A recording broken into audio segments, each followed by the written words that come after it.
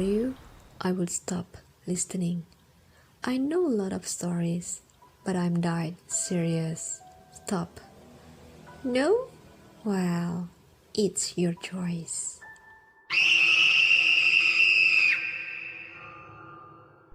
I smirk at myself as I talk about Claire. Claire was the crazy person in my town. She always had wide eyes and rarely ever left her house. She always had a pained look on her face and always walked slowly. One day, I decided to go to Claire's house.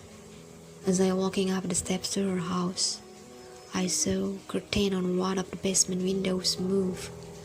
I peered over and saw Claire in the window. Her eyes seemed wider than ever. Her long black hair framed her pale face. I gulped and motioned toward the door. She shook her head violently and left the window. I ran to the door.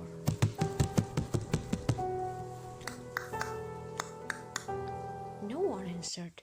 Even I rang the doorbell. I know Claire was home, so I rang it a few more times, but still not answered. Being stubborn, I wasn't going to give up.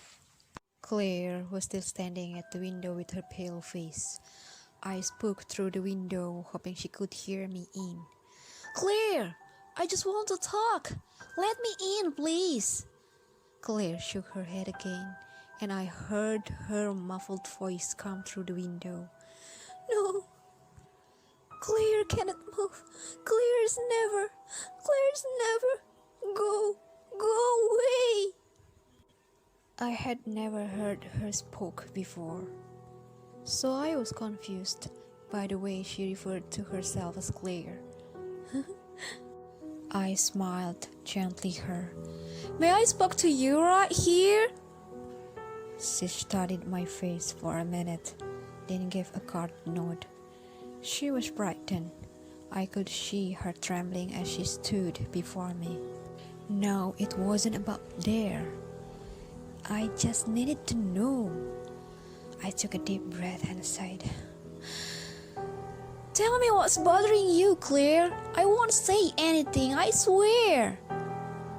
I expected her to run, but she just fell onto her butt, trying to avoid my gaze.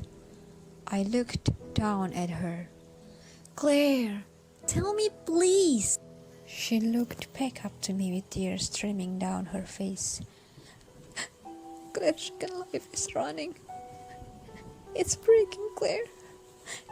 I resisted the urge to run. Second life? I wondered. What the heck is talking about? She looked down but kept speaking. We all have second lives.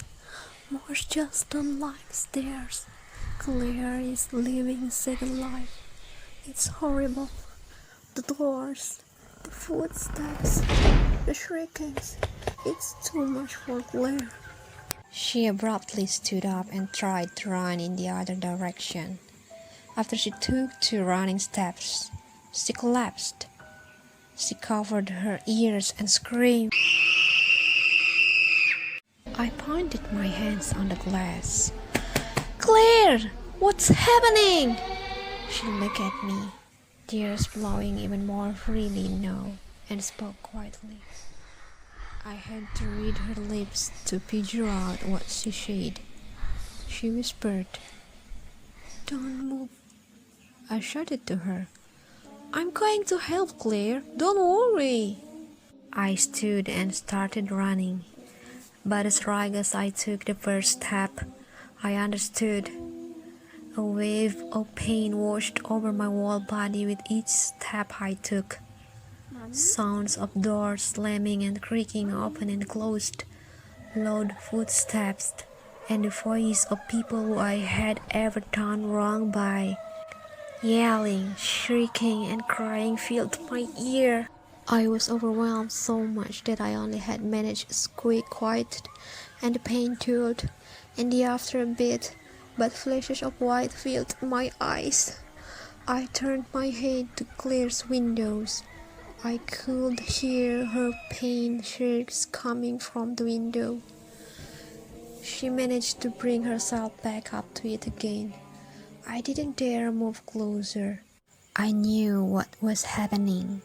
My second life had begun. Your second life could have started right now. Don't move.